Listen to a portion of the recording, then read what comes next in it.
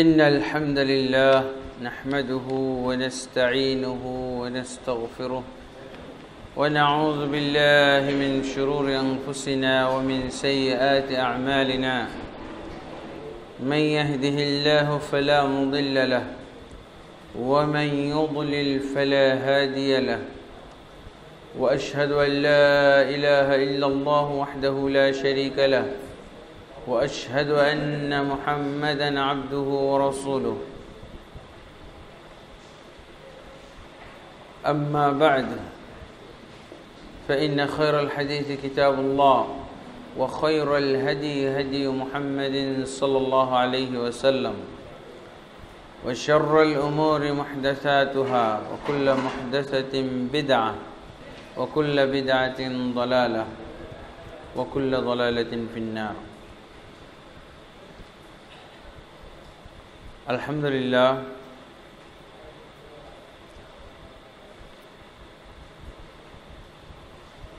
আল্লাহ তাবারক ওয়া তাআলার অশেষ প্রশংসা গুণগান যে আল্লাহ তাবারক ওয়া তাআলা আমাদেরকে কাজীবাড়ির অবস্থিত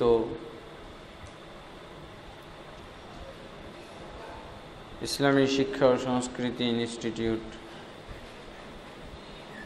এর মসজিদে এবং দাওয়া বিভাগের তত্ত্বাবধানে আয়োজিত তাওহীদের উপরে ধারাবাহিক আলোচনা, ধারাবাহিক দর্স, এই দর্সে আল্লাহ তাবারক ওয়া তাআলা আমাদেরকে আসার তৌফিক দান করেছেন।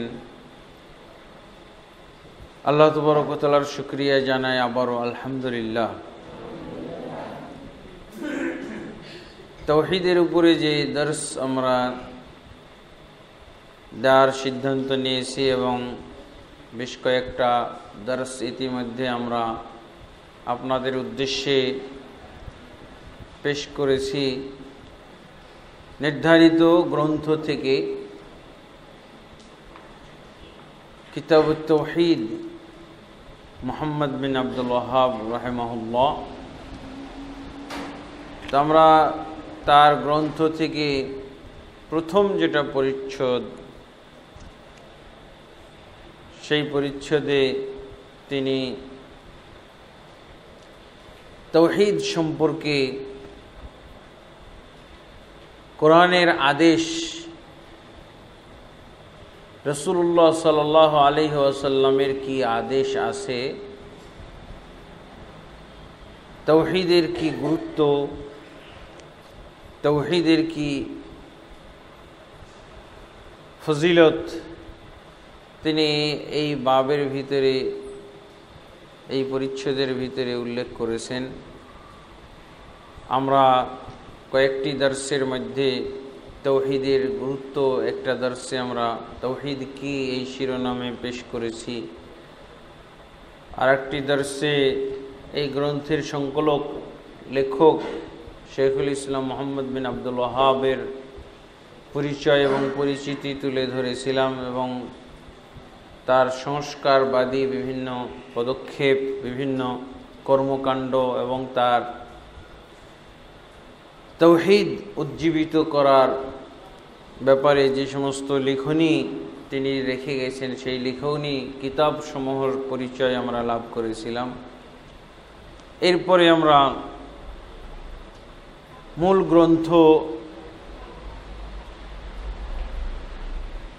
গ্রন্থ কিতাবুত তাওহীদের ফার্স্ট পার্ট, প্রথম অংশ, প্রথম বিষয় শুরু করেছিলাম। তিনি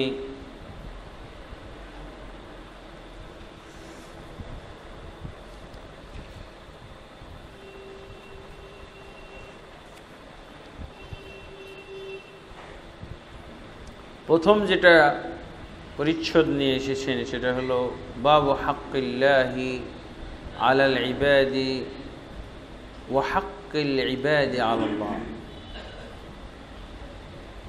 আল্লাহর হক বান্দার প্রতি এবং বান্দার হক আল্লাহর প্রতি কি, এই বিষয়ে প্রথম বাব, প্রথম পরিচ্ছদ তিনি নিয়ে এসেছেন। আর এর উপরে আলোচনা করতে যে তিনি কোরআন মাজিদের 5টি আয়াত এবং হাদিস থেকে 2টি হাদিস নিয়ে এসেছেন।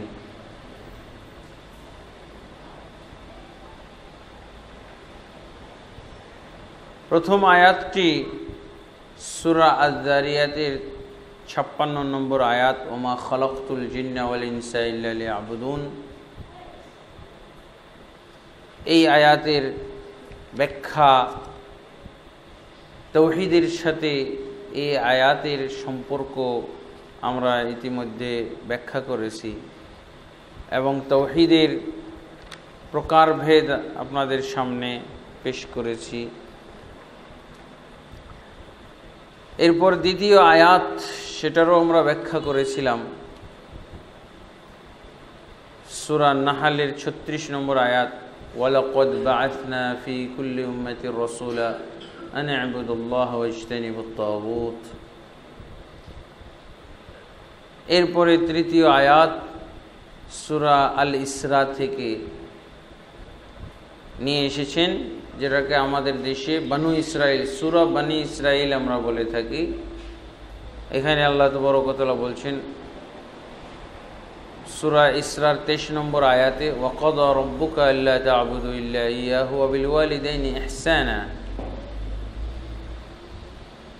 সূরা আন-নিসার 36 নম্বর আয়াত, ওয়া'বুদুল্লাহা ওয়া লা তুশরিকু বিহি শাইআ। সূরা আল-আনআমের 151 নম্বর আয়াত, কুল তাআলাউ আতলু মা হাররামা রাব্বুকুম আলাইকুম আল্লা তুশরিকু বিহি শাইআ। এই আয়াতগুলো নিয়ে এসেছেন, 5টি আয়াত।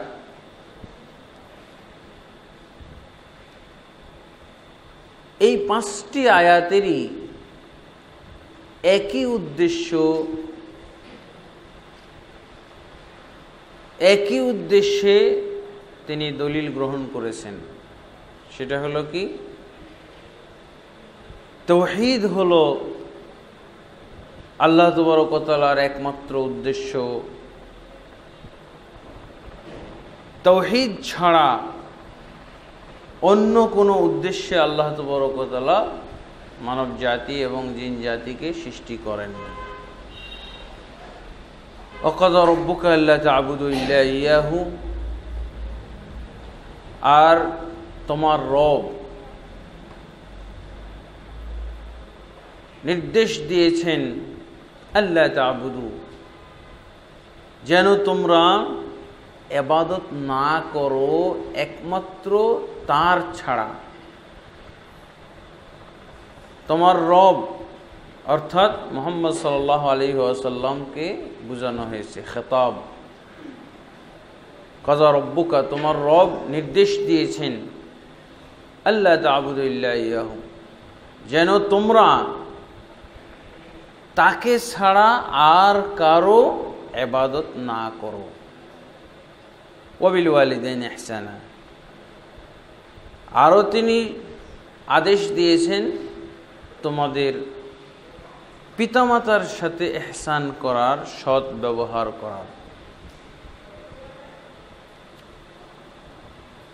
এরপরে সূরা আন-নিসার 36 নম্বর আয়াতে বলছেন, ওয়া'বুদুল্লাহা ওয়া লা তুশরিকু বিহি শাইআ, আর তোমরা আল্লাহর ইবাদত করো এবং খবরদার তার সাথে তোমরা শরীক করবে না, শরীক করো না। কুল তাআলাউ আতলু মা হাররামা আলাইকুম। এরপর বলছেন, হে নবী তুমি বলে দাও, তাআলাউ তোমরা আসো, আতলু আর আতলু মা হাররামা, আমি তোমাদেরকে তেলাওয়াত করে শোনাই, তোমাদেরকে আমি পড়ে শোনাই, মা হাররামা রব্বুকুম, যা কিছু হারাম করেছে তোমাদের রব।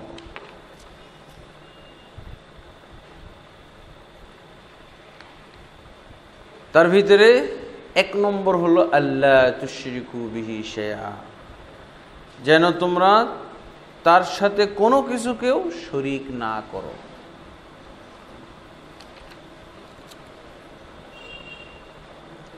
তো এখানে আল্লাহ তাবারক ওয়া তাআলার সিদ্ধান্ত, আল্লাহ তাবারক ওয়া তাআলার ফয়সালা, আল্লাহ তাবারক ওয়া তাআলার নির্দেশ হচ্ছে যে তোমরা তার ছাড়া কারো ইবাদত করো না। যে কোনো একটা আয়াত পড়লে সব আয়াতের মধ্যে যা আছে তা একটা আয়াতের ভিতরেই চলে আসে, কিন্তু আল্লাহ তাবারক ওয়া তাআলা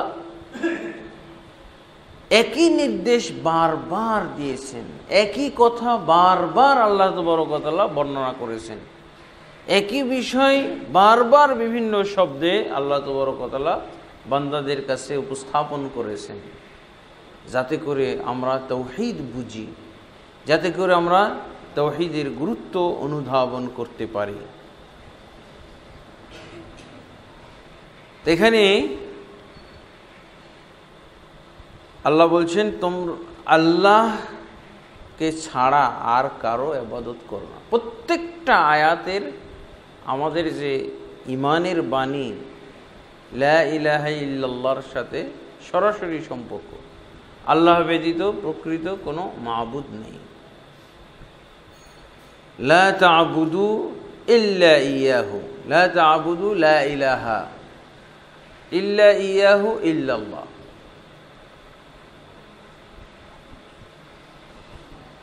তারপরে আসেন ওয়া'বুদুল্লাহ, তোমরা আল্লাহর ইবাদত করো, ওয়ালা তুশরিকু বিহি শাইআ। এখানে লা তুশরিকু বিহি শাইআ, লা ইলাহা, ওয়া'বুদুল্লাহ ইল্লাল্লাহ। প্রত্যেকটা আয়াতের তাওহীদের যে বাণী, তাওহীদের যে কালেমা, তাওহীদের বাক্য, এর সাথে সরাসরি সম্পর্ক। আর প্রত্যেকটা আয়াত একটা আরেকটার সাথে সম্পর্কযুক্ত। প্রথম আয়াতে যা বলছে পরের আয়াতে তাই বলছে, পরের আয়াতে তাই বলছে। সবগুলো আয়াতের একই মর্ম, একই উদ্দেশ্য, কিন্তু আল্লাহ তাবারক ওয়া তাআলা বিভিন্নভাবে এটাকে উপস্থাপন করছেন। সব কিছুরই একটাই কথা, একটাই আদেশ, একটাই হলো আল্লাহ তাবারক ওয়া তাআলার মানে নির্দেশ, সেটা হলো তার তাওহীদ তোমরা মানো, তাওহীদকে বাস্তবায়ন করো। তো কাযা শব্দটার অর্থ হলো নির্দেশ দান করা। আর ইবাদতের এর আগে আমরা ব্যাখ্যা দিয়েছি, ইবাদত যত প্রকার হতে পারে সমস্ত প্রকার ইবাদতের একমাত্র আল্লাহ তাবারক ওয়া তাআলাকে অধিকারী মানতে হবে। এটাই হলো তাওহীদ। তাওহীদ বাস্তবায়নের ক্ষেত্র হলো ইবাদত, এবং এটা দুইভাবে। যতক্ষণ পর্যন্ত একসাথে আল্লাহর ইবাদত করা হবে আর সাথে সাথে গায়রুল্লাহর ইবাদত ত্যাগ করতে হবে। এই যে ওয়াকাযা রাব্বুকা আল্লা তা'বুদু ইল্লা ইয়াহু, তোমার রব নির্দেশ দিয়েছে তোমরা যেন ইবাদত না করো। কার ইবাদত না করো? আল্লাহ ছাড়া অন্য কারো ইবাদত না করো। ইল্লা ইয়াহু, শুধু তারই ইবাদত করো। তো তাওহীদ হবে না, আল্লাহর ইবাদত হবে না যতক্ষণ পর্যন্ত গায়রুল্লাহর ইবাদত বন্ধ না করা হবে। গায়রুল্লাহ, আল্লাহ ব্যতীত অন্য যা কিছুরই ইবাদত করা হয়, এটার বন্ধ না করা পর্যন্ত আল্লাহর ইবাদত করাই হবে না, এবং আল্লাহর তাওহীদ কখনো অর্জিত হবে না। জাহিলি যুগের লোকেরা তারা কি ইবাদত করতো না? তারা তো বিভিন্ন ধরনের ইবাদত করত, কিন্তু গায়রুল্লাহর ইবাদত বন্ধ করত না। লাত, মানাত, উজ্জা, হুবাল, কাবা ঘরের 360টা মূর্তি, এদেরও তারা ইবাদত করত। এবং আমরা ইবাদতকে শুধুমাত্র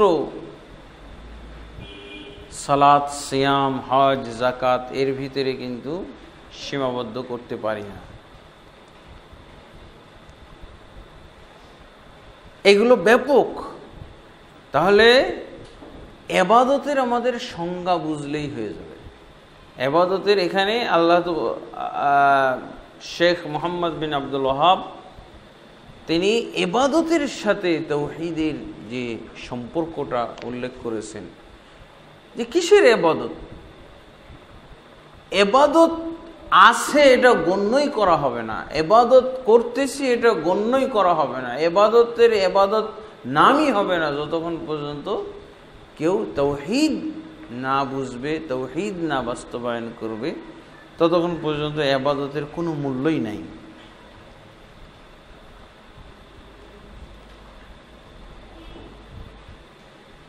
তো তাওহীদের ক্ষেত্রে আমাদেরকে অবশ্যই এটা বুঝতে হবে যে ইবাদত একমাত্র আল্লাহর করতে হবে। আমরা ইবাদতটা বেশি বুঝি তাওহীদের চাইতে।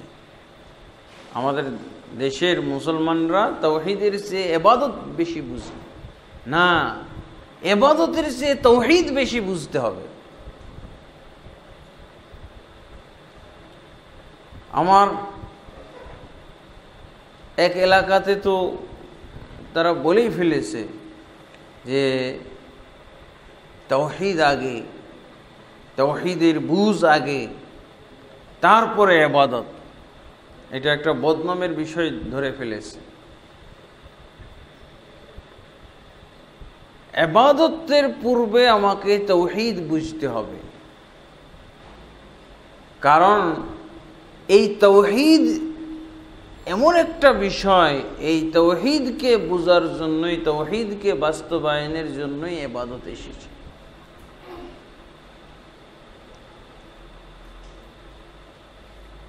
তাহলে ইবাদতের অর্থ কি? সবগুলো আয়াতের ইবাদতের সাথে তাওহীদের সম্পর্ক করা হয়েছে। তাহলে ইবাদতের অনেকেই অনেক সংজ্ঞা দিয়েছেন। সেটা হলো কি, ইসমুন জামিউন, এটা সবচেয়ে ব্যাপক সংজ্ঞা একটা।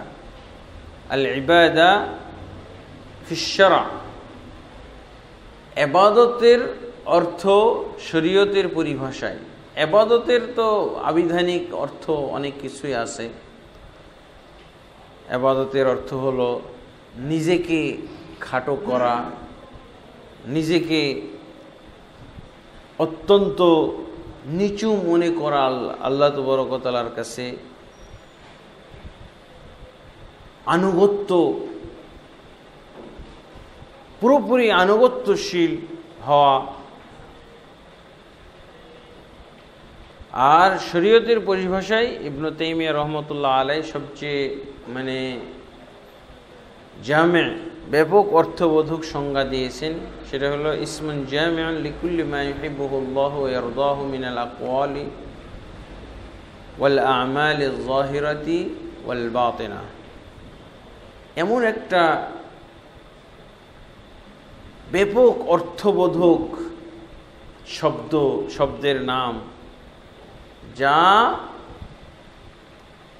সংশ্লিষ্ট করে এমন সব বিষয়কে যা আল্লাহ পছন্দ করেন।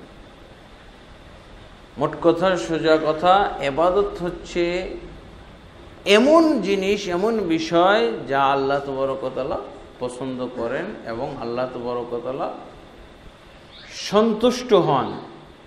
আল্লাহ পছন্দ করেন এবং সন্তুষ্ট হন এমন সব বিষয়কেই ইবাদত বলা হয়।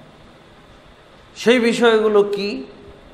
সেটা আমল হতে পারে, অর্থাৎ অঙ্গ প্রত্যঙ্গ দ্বারা বাস্তবায়ন করার আমল হতে পারে, সেগুলো বাক্য হতে পারে, কথা হোক, কাজ হোক, প্রকাশ্য হোক, অপ্রকাশ্য হোক, যা কিছু আল্লাহ সন্তুষ্ট এবং যা কিছুতে আল্লাহর সন্তুষ্টি লাভ করা সম্ভব, আল্লাহ পছন্দ করেন, এমন সব বিষয়কেই কি বলা হয়? ইবাদত বলা হয়। এরকম ব্যাপক অর্থবোধক। যেমন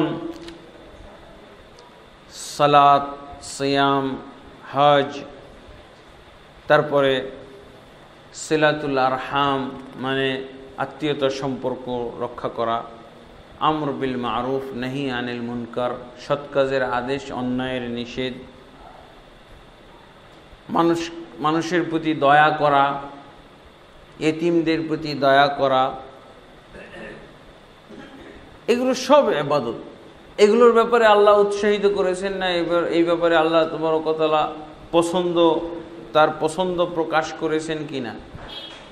আল্লাহ তাবারক ওয়া তাআলা পছন্দ করেন, আল্লাহ তাবারক ওয়া তাআলা সন্তুষ্ট হন এমন সব বিষয়, এগুলোকে ইবাদত বলা হয়। কোন কোন ইবাদত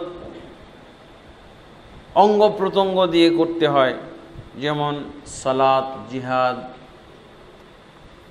এগুলো অঙ্গ প্রত্যঙ্গ দিয়ে আমরা আদায় করে থাকি। তাহলে এগুলো প্রকাশ্য, হাত লাগে, পা লাগে, মাথা লাগে। তারপরে আর কিছু ইবাদত আছে যেগুলো আমরা শুধু মুখ দিয়ে আদায় করি, যেমন জিকির, আজকার, দোয়া, সুবহানাল্লাহ ওয়া বিহামদিহি সুবহানাল্লাহিল আযীম, সুবহানাল্লাহ আলহামদুলিল্লাহ ইত্যাদি। আর কিছু ইবাদত আছে এগুলো হলো অপ্রকাশ্য, আমি অঙ্গ প্রত্যঙ্গ দিয়ে যা করতেছি এটা প্রকাশ্য, মুখ দিয়ে উচ্চারণ করতেছি প্রকাশ্য। আর কিছু ইবাদত আছে যেগুলো অপ্রকাশ্য, আমরা সেগুলো দেখতে পাই না, সেগুলো হলো খৌফ, আল্লাহর ভয়, আল্লাহকে ভয় করা। এটাকে ভয় কি দেখা যায়? ভয়ের আলামত বোঝা যায়, কিন্তু ভয় দেখা যায় না। আল্লাহর প্রতি আশা আকাঙ্ক্ষা পোষণ করা, আল্লাহর প্রতি ভরসা করা, আল্লাহকে মহব্বত করা, রাসূল সাল্লাল্লাহু আলাইহি সাল্লামকে মহব্বত করা, এগুলো কি আমরা দেখতে পাই? এগুলো হলো অন্তরের ইবাদত। কিন্তু এগুলোর আদেশ আল্লাহ তাবারক ওয়া তাআলা দিয়েছেন কিনা, আল্লাহ তাবারক ওয়া তাআলা এগুলোর প্রতি সন্তুষ্ট কিনা। অতএব এগুলো সবই হলো ইবাদত। এগুলোর ভিতরে তাওহীদ বাস্তবায়ন করতে হবে, তাহলে ওটা ইবাদত হবে। যদি তাওহীদ না থাকে ওটাকে ইবাদত বলা যাবে না। তা ইবাদতের ক্ষেত্রে তাওহীদের যে কি গুরুত্ব, আর যেমন তাওহীদ দিয়ে এই ইবাদতগুলো আল্লাহর কাছে গ্রহণযোগ্য হবে, ঠিক তাওহীদ যদি না থাকে তাহলে এই ইবাদতগুলো আল্লাহর কাছে অগ্রহণযোগ্য হবে। এই ইবাদতগুলোর কোনো কানাকড়িও মূল্য থাকবে না, বরং আল্লাহ তাবারক ওয়া তাআলা এই ইবাদতগুলোকে শিরক বলে গণ্য করবেন, শিরকে রূপান্তরিত করে দিবেন। এগুলো রাসূলুল্লাহ সাল্লাল্লাহু আলাইহি ওয়াসাল্লাম থেকে সহিহ হাদিস এর আগে আমরা পাঠ করেছি। সহিহ হাদিসে পাওয়া গেছে আল্লাহর রাসূল সাল্লাল্লাহু আলাইহি ওয়াসাল্লাম বলছেন হাদিসে কুদসি,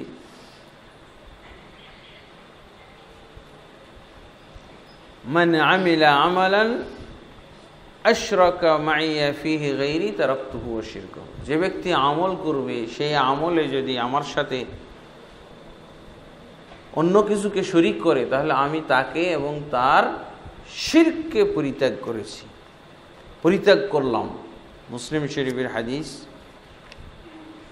অতএব আমল ইবাদত করতে যে যদি তাওহীদ না মেনটেন করতে পারে, তাহলে সেই আমল এবং ইবাদত শিরকে রূপান্তরিত হয়ে যাবে। এখানে প্রথম আয়াতটিতে আল্লাহ তাবারক ওয়া তাআলার তাওহীদের কথা বলে, আল্লাহর ইবাদতের কথা বলে, পরে পরে আবার ওয়ালিদাইনের কথাও আসছে। ওয়ালিদাইনের কথা। ওয়ালিদাইন বলতে হলো পিতামাতা। ওয়ালিদ শব্দের অর্থ হলো পিতা, আর এই ওয়ালিদ শব্দটা হলো এক বচন। এটাকে যদি দ্বিবচন করা হয় আরবি ভাষায়, ওয়ালিদুন ওয়ালিদানে, দুই পিতা, দুই পিতা হয়ে গেল। দ্বিবচন করলে দুই পিতা, কিন্তু আসলে আরবদের উদ্দেশ্য দুই পিতা নয়, পিতা ও মাতা। পিতা মাতাকে একসাথে আরবরা বুঝে থাকে ওয়ালিদান বলে, উম্মান বললে বুঝে না। উম্মুন মানে মা, কিন্তু উম্মুন এক বচন, উম্মানি, দুইজন মা। দুইজন মা বলে কিন্তু কখনো পিতা মাতা বুঝাবে না। কিন্তু ওয়ালিদানি বললে পিতা ও মাতা উভয়কেই বোঝায়। এটাকে আরবি ভাষায় গ্রামারে আরবি বালাগাতে তাগলিব বলা হয়, প্রাধান্য দিয়ে। একজন আরেকজনের তাবে, একজন আরেকজনের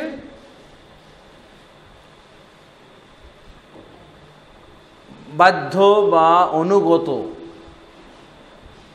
একজন আরেকজনের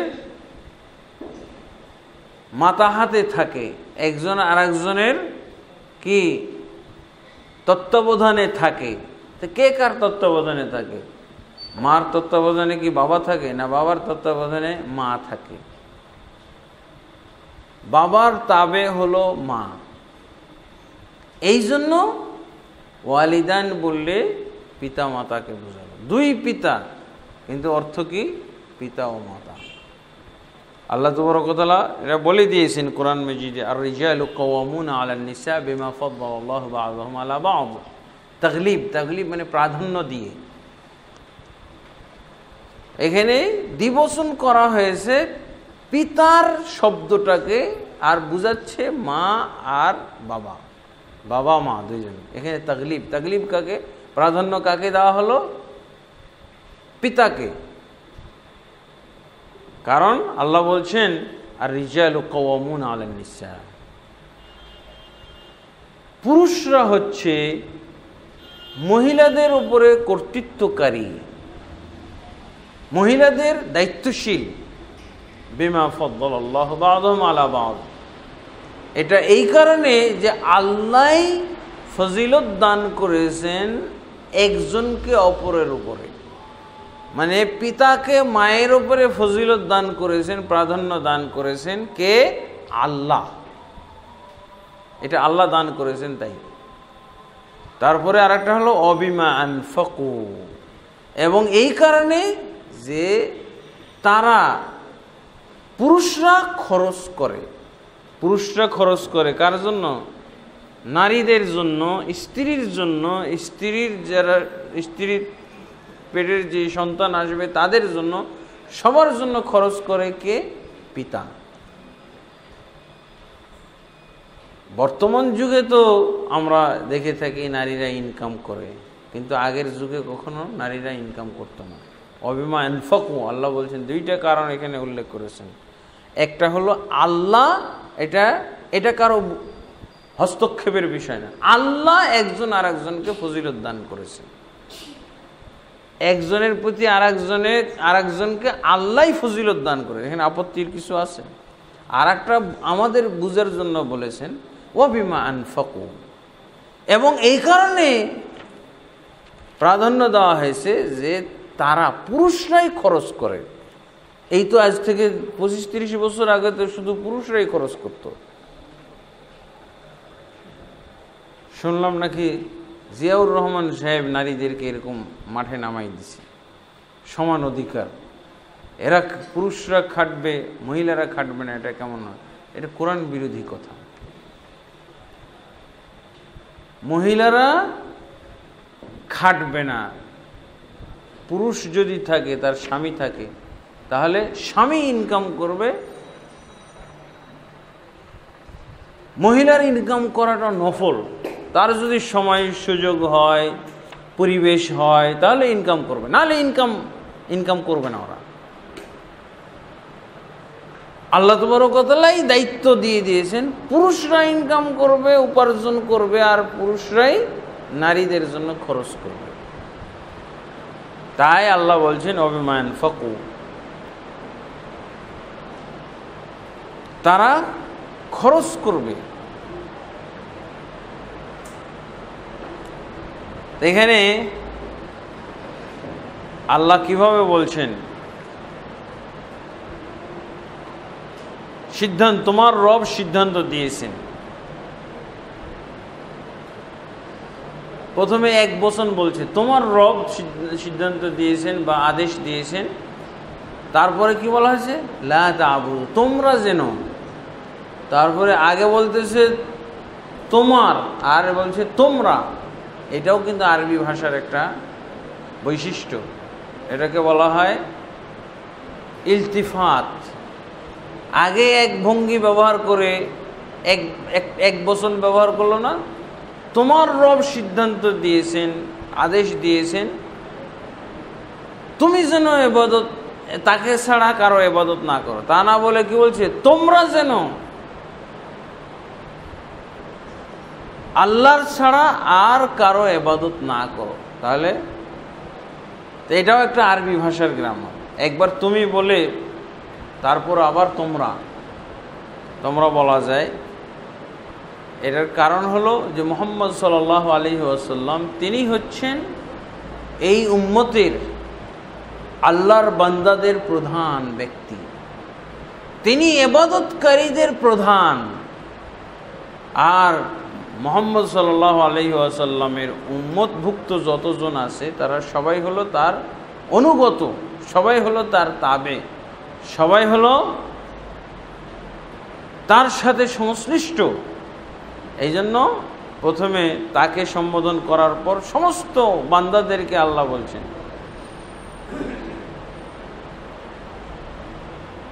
ওয়াবিল ওয়ালিদাইনি ইহসানা। তারপরে তোমাদেরকে তিনি আরো আদেশ দিয়েছেন কিসের, বিল ওয়ালিদাইন, পিতামাতার সাথে ইহসান করার আদেশ দিয়েছেন। তাহলে পিতামাতার এখানে বিশেষ একটা ফজিলত প্রমাণিত হয়। এই তাওহীদের চ্যাপ্টারের ভিতরে আল্লাহ তাবারক ওয়া তাআলা ঢুকিয়ে দিয়েছেন কি, তার ইবাদতের সাথে, তাওহীদের সাথে আল্লাহ তাবারক ওয়া তাআলা পিতামাতার কথাটা নিয়ে এসেছেন। তার মানে আল্লাহ তাবারক ওয়া তাআলা তার তাওহীদের ব্যাপারে যেমন তাগিদ দিয়েছেন, যেমন তিনি আদেশ দিয়েছেন, ঠিক তেমনিভাবে পিতামাতার সাথে সদ্ব্যবহারেরও আদেশ দিয়েছেন।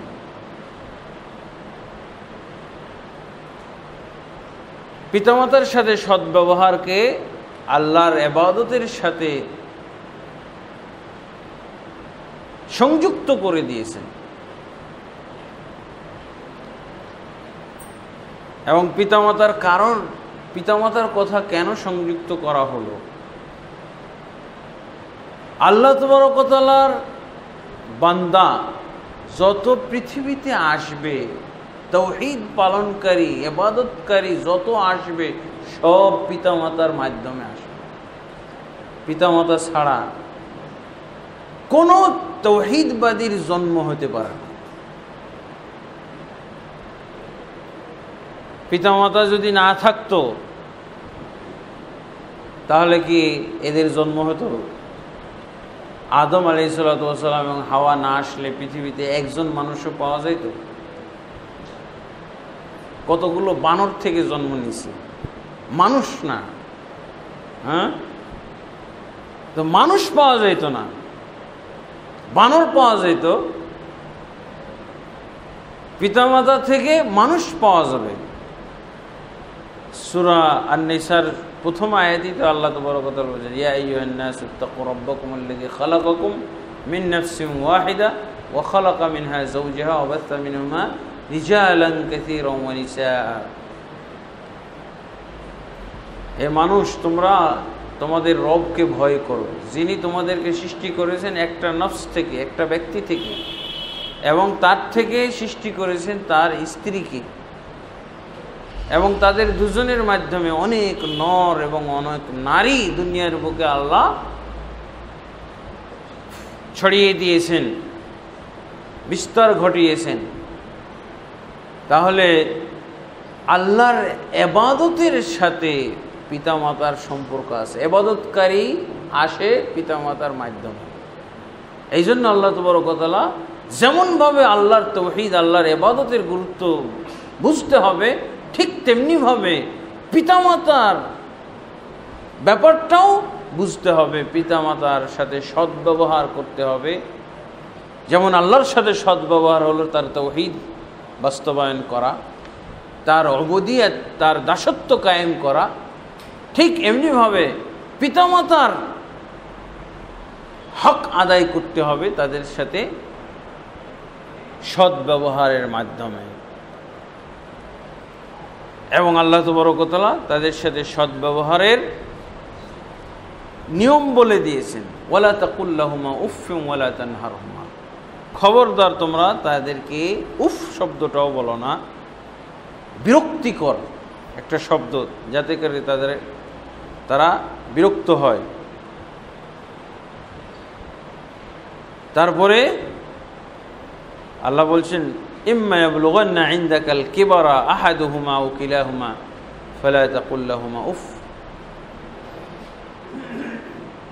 যখন তোমার কাছে তাদের একজন অথবা দুইজনই মানে বড় বার্ধক্য অবস্থায় পৌঁছে যায়, তখন তোমরা তাদেরকে উফ শব্দটিও বলো না, কারণ সে সময় তারা বেশি অসহায় থাকে, তারা সে সময় বোঝা হয়ে যায়। যাদের ভিতরে দ্বীন নেই, যাদের ভিতরে তাওহীদের জ্ঞান নেই, তাদের কাছে সেই সমাজের নিকটে পিতামাতা যখন বার্ধক্য হয়ে যায়, বোঝা হয়ে যায়। কিন্তু আল্লাহ তাবারক ওয়া তাআলা সেই সময়ের কথাটা বলছে। আগে যখন সুস্থ সবল থাকবে, যখন শক্তি সামর্থ্য তাদের ভিতরে থাকবে, তো অনেক সময় তো হয়তো সন্তানরা ভয়েই তাদের সাথে সদ্ব্যবহার করবে। আর যখন বার্ধক্যে উপনীত হবে, তখন হয়তো অসহায় হয়ে পড়বে, তখন হয়তো তারা তাদের অধিকার সন্তানদের থেকে বুঝিয়ে নেওয়ার শক্তি সামর্থ্যটাও হারিয়ে ফেলবে। আল্লাহ তাবারক ওয়া তাআলা সেই জায়গায় সেই সময়ের কথা বলছেন, ওয়ালা তাকুল লাহুমা উফফিন, খবরদার তাদেরকে তোমরা উফ শব্দটাও ব্যবহার করো না। তাহলে প্রহার করবে কি করে, গালি দিবে কি করে? উফ তো কোনো শব্দই না যার অর্থ আছে, শুধু বিরক্তিকর একটা সাউন্ড বলা যায়। পিতামাতার প্রতি বিরক্ত হয়ে একটা সাউন্ড বের করলো, এটা কোনো শব্দ নয়, অর্থবোধক শব্দ না, বিরক্তি বোঝা যায় এরকম কথাটা উফ শব্দটাও বলো না। ইস, আমরা বাংলায় হেই আমরা যে বলি, এগুলোও বলো না, এগুলো কোনো শব্দ না তো। তাহলে বিরক্তকর, রাগ প্রকাশ পায়, অসন্তুষ্টি প্রকাশ পায়, এটা করা যাবে না, আল্লাহ তাবারক ওয়া তাআলা বলছেন।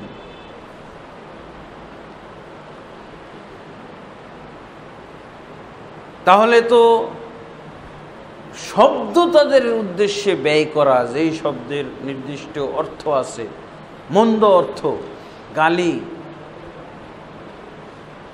তাদেরকে আঘাত দেওয়ার মতো, তাদের মনে চোট দেওয়ার মতো, দুঃখ বেদনা তাপ সৃষ্টি হয়, এরকম কথা তো বলাই যাবে না। ওয়াকুল লাহুমা কাওলান কারীমা, এবং তাদের সাথে তোমরা কথা বলবে সম্মানজনক কথা, যেই কথার মধ্যে সম্মান আছে, সম্মান বোধ আছে, এরকম কথা চয়ন করে তাদের উদ্দেশ্যে ব্যবহার করবেন। নম্র কথা, ভদ্র কথা এবং ধীরস্থিরতার সাথে নিচু স্বরে, উচ্চ স্বরে কথা বলা যাবে না। উচ্চ স্বরে কখন কথা বলে? রাগ হয়ে যায় বলে। কারো প্রতি চড়াও হলে বলে, উচ্চবাচ্য করা যাবে না। আর তাদের জন্য দোয়া, তাদের জন্য দোয়া করবে। আরবি ভাষায় কতগুলো শব্দ শিখাইছেন।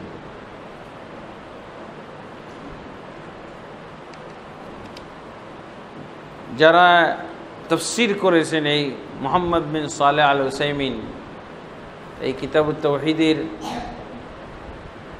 ব্যাখ্যা করেছেন। কয়েকজনেরই ব্যাখ্যা আমাদের সামনে আছে, তার ভিতরে একজন উনি কিছু শব্দ শিখাইছেন কিভাবে। এটা আরবদের পরিভাষায় এভাবে তারা বললে পিতামাতা খুব সন্তুষ্ট হয়, খুশি হয়। আরবি ভাষায় এরকম কিছু শব্দ ওনারা নিয়ে এসেছেন, যেমন আ'যামাল্লাহু আজরাকি, আ'যামাল্লাহু আজরাকা, আল্লাহ তাবারক ওয়া তাআলা আপনাদেরকে বিরাট প্রতিদান দান করুক। আপনি আমাদেরকে লালন পালন করেছেন, আল্লাহ বিরাট প্রতিদান আপনাদেরকে দান করুক। আবশিরি ইয়া উম্মি, আবশিরি ইয়া উম্মি। কোনো একটা আদেশ করতেছে, কোনো একটা দাবি করতেছে মা, তো আপনি সেই দাবিটা রক্ষা করবেন। তো কীভাবে? আবশিরি, আপনি সুসংবাদ গ্রহণ করুন, এই দাবি অবশ্যই পূর্ণ করব, আপনার এই আদেশ অবশ্যই পূর্ণ করব। আবশিরি, আপনি সুসংবাদ গ্রহণ করুন। আবশিরি ইয়া আবি, হে পিতাজান, বাবা, আব্বাজান, আপনি সুসংবাদ গ্রহণ করুন, আপনি যা বলেছেন এটা অবশ্যই পূর্ণ হবে, এতে কোনো সন্দেহ নাই। সুসংবাদ তো বলছেন যে এটা কথার মাধ্যমে হতে পারে এবং তাদেরকে সেবার মাধ্যমে হতে পারে, তাদেরকে সন্তুষ্ট করা। তো এই আয়াতের মধ্যে অবশ্য একটা প্রশ্ন আসে যে আল্লাহ তাবারক ওয়া তাআলা কোরআন এই আয়াতের ভিতরে ওয়াকাযা রাব্বুকা আল্লা তা'বুদু ইল্লা ইয়াহু ওয়া বিল ওয়ালিদাইনি ইহসানা, তোমার রব আদেশ দিয়েছেন যাতে কেবলমাত্র তার ইবাদত তোমরা করো এবং পিতামাতার সাথে সদ্ব্যবহার করো। তা আল্লাহর পরে পরেই পিতামাতা চলে আসলো, আল্লাহর পরে তো রাসূল আসার কথা। আল্লাহর পরে রাসূল সাল্লাল্লাহু আলাইহি ওয়াসাল্লামের আসার কথা, কিন্তু এখানে আল্লাহর আদেশ পালন, আল্লাহর ইবাদত করো, রাসূল সাল্লাল্লাহু আলাইহি ওয়াসাল্লামের ব্যাপারে তো কিছু বলা হলো না, ডাইরেক্ট পিতামাতার কথা। তাহলে কি পিতামাতার স্থানটা আল্লাহর পরে পরেই আসবে, নাকি নবী মুহাম্মদ রাসূলুল্লাহ সাল্লাল্লাহু আলাইহি ওয়াসাল্লামের পরে আসবে? যদি মুহাম্মদ সাল্লাল্লাহু আলাইহি ওয়াসাল্লামের পরে পিতামাতার স্থান হয়, অবস্থান হয়, তাহলে আল্লাহ এটা ব্যাখ্যা করে দিলেন না কেন, বললেন না কেন?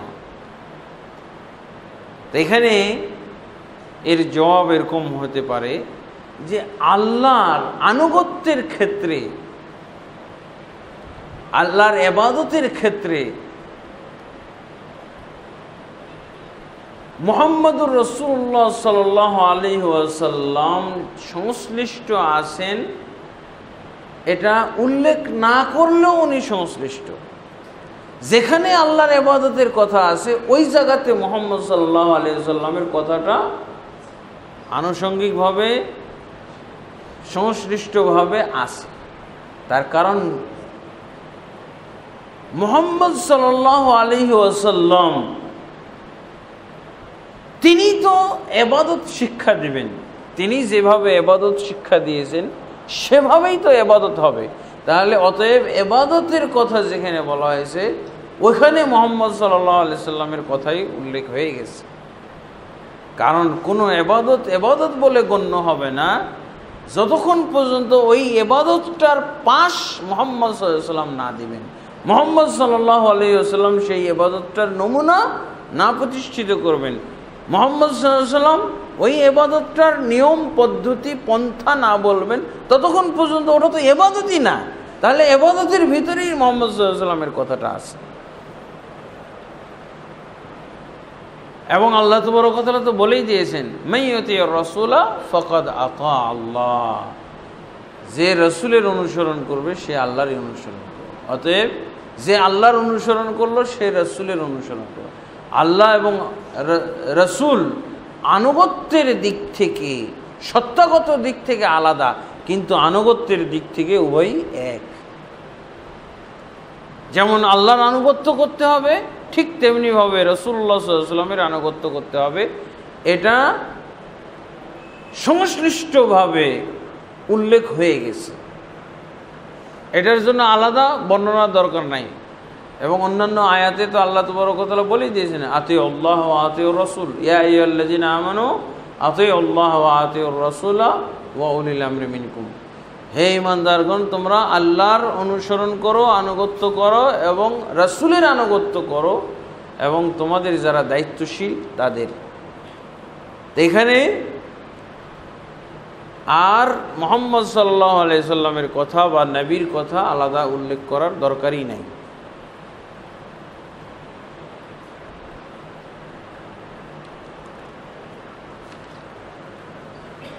এরপরে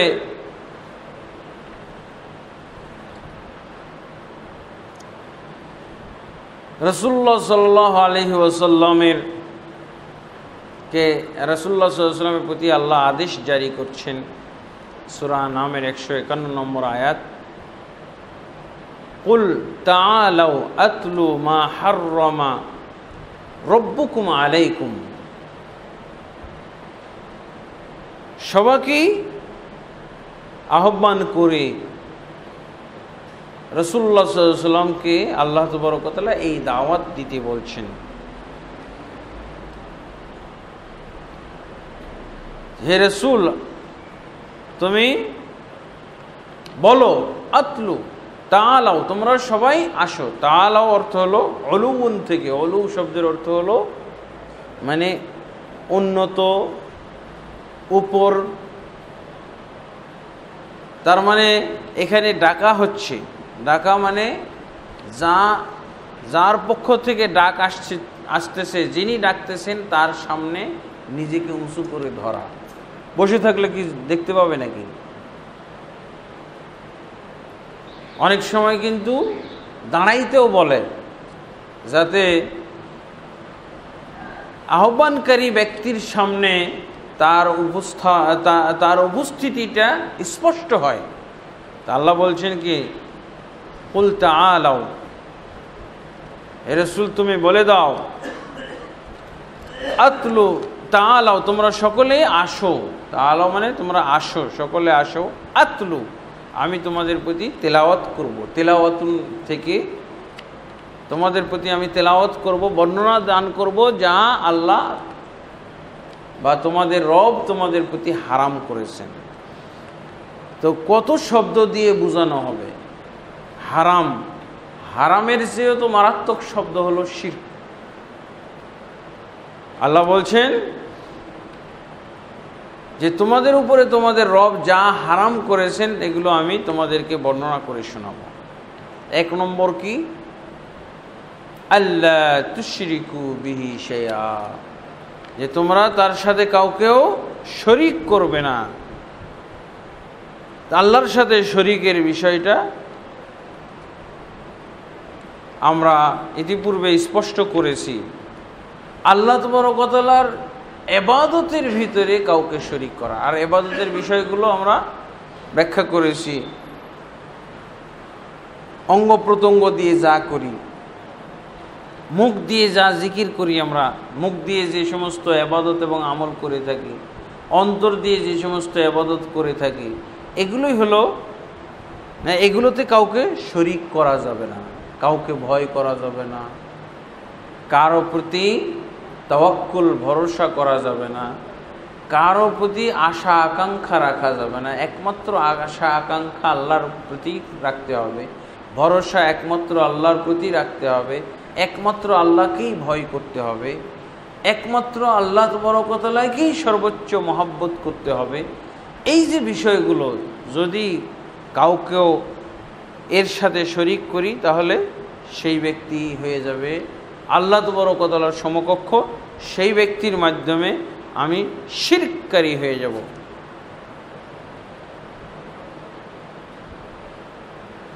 এরপরে তিনি ইবনু মাসউদ রাদিয়াল্লাহু আনহু অর্থাৎ শেখ মুহাম্মদ বিন আব্দুল ওয়াহাব এই আয়াতগুলোকে সামনে রেখে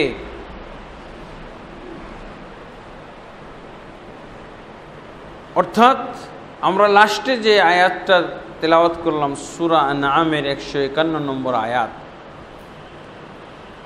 151 নম্বর আয়াতে আল্লাহ তাবারক ওয়া তাআলা যা বলেছেন তা ইবনু মাসউদ রাদিয়াল্লাহু আনহু এভাবে তাফসীর করেছেন, মান আরাদা আন ইয়ানজুরা ইলা ওসিয়্যতি মুহাম্মদ সাল্লাল্লাহু আলাইহি ওয়াসাল্লাম আল্লাতী আলাইহা খাতিমাহু আও খাতামুহু, যে ব্যক্তি আল্লাহর রাসূল সাল্লাল্লাহু আলাইহি ওয়াসাল্লামের শেষ ওসিয়ত দেখতে চায়, শেষ উপদেশ তিনি কি দিয়ে গেছেন এটা দেখতে চায়, সে যেন এই আয়াতটি তেলাওয়াত করে। এই আয়াতটি হলো নবী সাল্লাল্লাহু আলাইহি ওয়াসাল্লামের শেষ ওসিয়ত, উম্মতের প্রতি শেষ ওসিয়ত উনি এটাই করে গেছেন। কুল তাআলাউ আতলু মা হাররামা রাব্বুকুম আলাইকুম আল্লা তুশরিকু বিহি শাইআ। আল্লাহর রাসূল সাল্লাল্লাহু আলাইহি ওয়াসাল্লামের শেষ ওসিয়ত, শেষ উপদেশ হিসেবে এই আয়াতটিকে ইবনু মাসউদ রাদিয়াল্লাহু আনহু চিহ্নিত করেছেন। শেষ ওসিয়তটা কি হয়? সবচেয়ে গুরুত্বপূর্ণ বিষয় হয়। এখন আর কোনো সময় নেই, সময় না থাকলে কি করতে হবে? সবচেয়ে যেটা গুরুত্বপূর্ণ 1 নম্বর যেটা কথা সেটাই বলে। কোন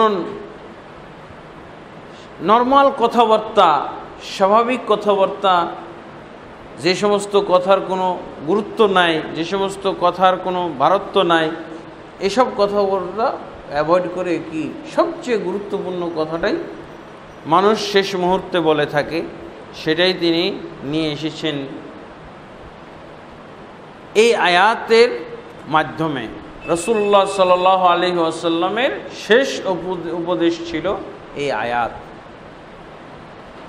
তাআলাও, তিনি সমস্ত উম্মতকে ডাক দিয়ে, সমস্ত উম্মতকে তিনি খেতাব করে, সম্বোধন করে তাওহীদের তিনি ঘোষণা দান করেছেন। শিরক থেকে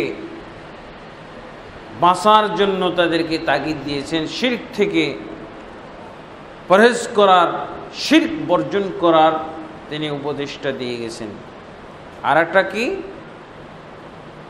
ইলা কওলিহি তাআলা ওয়া আন্না হাযা সিরাতি মুস্তাকিমান, এটা এই আয়াত পর্যন্ত 53 নম্বর আয়াত পর্যন্ত পাঠ করেছেন ইবনে মাসউদ রাদিয়াল্লাহু আনহু। মানে উপদেশগুলো 53 নম্বর আয়াত পর্যন্ত আছে, যার শেষ অংশ হলো আন্না হাযা সিরাতি মুস্তাকিমান ফাত্তাবিউহু ওয়া লা তাত্তাবিউস সুবুল ফাতাফাররাকা বিকুম আন সাবিলি, অর্থাৎ তাওহীদের ঘোষণা।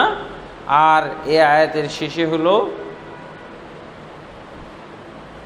জামাতবদ্ধ থাকা, আল্লাহ তাবারক ওয়া তাআলা যে ইসলাম সঠিক পথ, সঠিক পন্থা, এর উপরে অটল থাকা। আন্না হাযা সিরাতি মুস্তাকিমান ফাত্তাবিউহু ওয়া লা তাত্তাবিউস সুবুলা ফাতাফাররাকা বিকুম আন সাবিলি, এটা হলো আমার পথ, মুস্তাকিমান, সরল সোজা সঠিক পথ। ফাত্তাবিউহু, অতএব তোমরা এটারই অনুসরণ করো। ওয়ালা তাত্তাবিউস সুবুল, খবরদার তোমরা অন্যান্য পথের অনুসরণ করো না, অন্যান্য পথের অনুসরণ করো না। ফাতাফাররাকা বিকুম আন সাবিলি, যদি অন্যান্য পথের অনুসরণ করো তাহলে তোমাদেরকে সেই পথগুলো আল্লাহর পথ থেকে বিচ্যুত করে ফেলবে। এই ছিল রাসূলুল্লাহ সাল্লাল্লাহু আলাইহি ওয়াসাল্লামের আদেশ। এখানে একটা তাফসীর বা একটা ব্যাখ্যা নিয়ে এসেছেন মুহাম্মদ বিন সালেহ আল উসাইমিন। ওই আয়াতটির পরিপ্রেক্ষিতে আল্লাহ তাবারক ওয়া তাআলা যে বললেন যে তোমাকে আমি আদেশ দিয়েছি যাতে তোমরা তাকে ছাড়া আর কারো ইবাদত না করো। এখানে একটা কথা তিনি সুন্দর নিয়ে এসেছেন যে আল্লাহর তাওহীদ মানার ক্ষেত্রে, আল্লাহর ইবাদত করার ক্ষেত্রে মুহাম্মদ সাল্লাল্লাহু আলাইহি ওয়াসাল্লাম অন্যান্য উম্মতের সাথে শরীক। উম্মত যেমন মুহাম্মদ সাল্লাল্লাহু আলাইহি ওয়াসাল্লামের উম্মত যেমন আল্লাহর ইবাদত করতে বাধ্য, ঠিক তেমনিভাবে মুহাম্মদ সাল্লাল্লাহু আলাইহি ওয়াসাল্লামও আল্লাহর ইবাদত করতে বাধ্য। মুহাম্মদ সাল্লাল্লাহু আলাইহি ওয়াসাল্লাম তিনি এই উম্মতের নবী, আখেরি নবী, শেষ নবী বলেই কিন্তু শুধুমাত্র তার উম্মতকে আদেশ দিবেন, উম্মতকে আদেশ শোনাবেন, উম্মত ইবাদত করবে, উম্মত আল্লাহর তাওহীদ বাস্তবায়ন করবে, মুহাম্মদ সাল্লাল্লাহু আলাইহি ওয়াসাল্লাম করবে না তা নয়। এই কারণে আল্লাহ তাবারক ওয়া তাআলা প্রথমে তোমাকে আদেশ দেওয়া হয়েছে যাতে তোমরা, তার মানে মুহাম্মদ সাল্লাল্লাহু আলাইহি ওয়াসাল্লাম ইবাদতের ক্ষেত্রে আগে থাকবে, উম্মতেরও আগে তাওহীদ বাস্তবায়নকারী হবেন কে?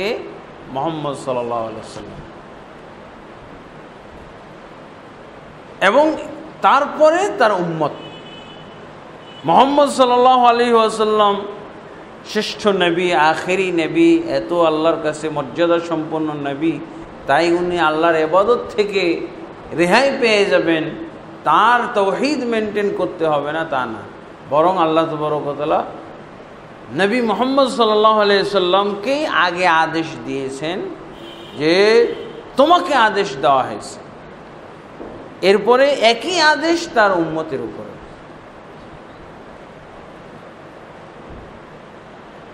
তারপরে এটাও একটা এই আয়াত থেকে বোঝা যায় যে মুহাম্মদ সাল্লাল্লাহু আলাইহি ওয়াসাল্লামকে যে সমস্ত ইবাদত করতে আল্লাহ বলেছেন, উম্মতকেও সেই ইবাদতগুলো করতে হবে। যেহেতু আল্লাহ আদেশ দিয়েছেন ওয়াকাযা রাব্বুকা আল্লা তা'বুদু ইল্লা ইয়াহু, তোমার রব আদেশ দিয়েছেন তার ছাড়া আর কারো ইবাদত করবে না। এর অর্থ হলো মুহাম্মদ সাল্লাল্লাহু আলাইহি ওয়াসাল্লাম যেই ইবাদত করবে সেই ইবাদত উম্মতকে করতে হবে, এবং তিনি হলেন এই ক্ষেত্রে আদর্শ। লাকাদ কানা লাকুম ফি রাসূলিল্লাহি উসওয়াতুন হাসানাহ। ইবাদতের ক্ষেত্রে মুহাম্মদ সাল্লাল্লাহু আলাইহি ওয়াসাল্লাম হলেন নমুনা। তিনি যেই ইবাদত করবেন ওই ইবাদত উম্মতকে করতে হবে, তিনি যেই পরিমাণ করবেন উম্মতও সেই পরিমাণ করবে, উম্মতের জন্য আলাদা কিছু না। তবে যে সমস্ত ক্ষেত্রে মুহাম্মদ সাল্লাল্লাহু আলাইহি ওয়াসাল্লামকে বিশেষত্ব দান করা হয়েছে, মুহাম্মদ সাল্লাল্লাহু আলাইহি ওয়াসাল্লামকে বিশেষভাবে কোনো আদেশ দেওয়া হয়েছে, বিশেষভাবে কোনো বিধান দান করা হয়েছে, সেই ক্ষেত্রে উম্মত তার সাথে শরীক নয়। যেমন উম্মত আল্লাহর আব্দ, বান্দা, গোলাম, মুহাম্মদ সাল্লাল্লাহু আলাইহি ওয়াসাল্লাম ওরকমই আল্লাহর বান্দা বা গোলাম। উম্মত যেমন আল্লাহর ইবাদত করতে বাধ্য, মুহাম্মদ সাল্লাল্লাহু আলাইহি ওয়াসাল্লামও আল্লাহর ইবাদত করতে বাধ্য। অথচ আমাদের সমাজে আমরা অনেকেই এরকম কথাবার্তা বলে থাকি কি যে উনি কামেল, ওনার আর ইবাদত লাগবে না, উনি কামেল হয়ে গেছেন, উনি পীরে কামেল মুকাম্মেল, এসব কথাবার্তা বলে, তাহলে ওনার ইবাদত লাগবে কেন?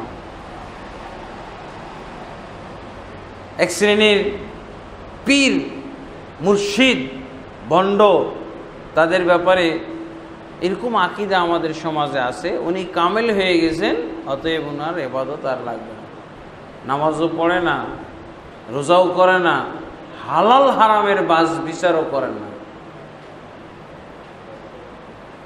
তাহলে মুহাম্মদ সাল্লাল্লাহু আলাইহি ওয়াসাল্লাম যদি ইবাদত থেকে রেহাই না পায়, সব ইবাদতের ক্ষেত্রে মুহাম্মদ সাল্লাল্লাহু আলাইহি ওয়াসাল্লাম আগে, উম্মত হলো পরে, তাহলে সেই উম্মতের মধ্যে কিভাবে এমন কামেল লোকের জন্ম হতে পারে, আবির্ভাব ঘটতে পারে?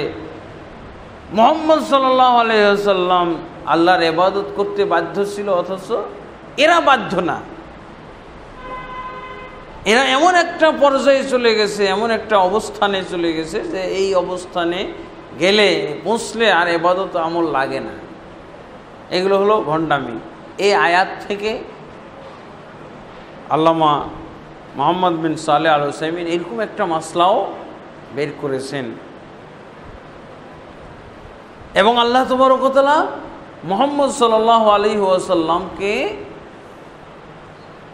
বিভিন্ন ক্ষেত্রে বিভিন্ন উপলক্ষে নিজে গোলাম বলে, নিজে আব্দ বলে, আব্দ অর্থ হলো গোলাম, দাস, দাস বলে সম্বোধন করেছে।